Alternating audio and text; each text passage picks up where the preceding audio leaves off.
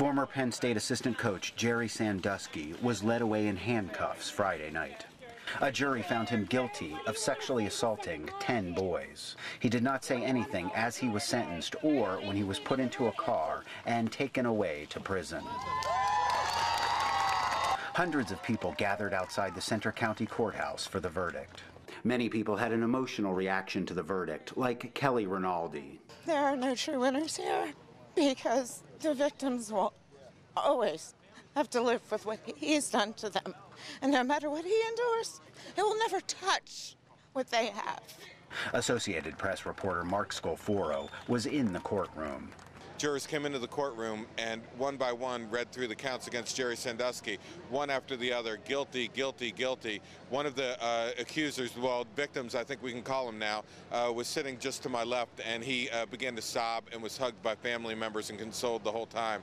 After the verdict, Sandusky's attorney, Joseph Amendola, continued to defend his client outside the courthouse. Does the fact that 45 out of 48 counts were returned as verdicts of guilty by the jury, does that prove to me that my client is sick?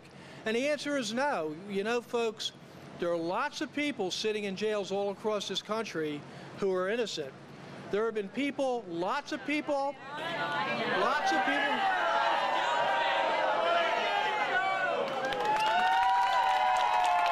Attorney General Linda Kelly thanked the victims who testified. One of the recurring themes of the witnesses' testimony, which came from the voices of the victims themselves in this case, was, who would believe a kid? And the answer to that question is, we here in Bellefonte, Pennsylvania, would believe a kid.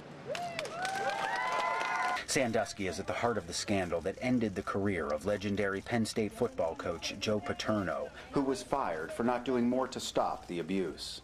There's a sense of relief among people here outside the courthouse. The judge said he will sentence Jerry Sandusky in 2 or 3 months. With these guilty verdicts, he will spend the rest of his life in prison.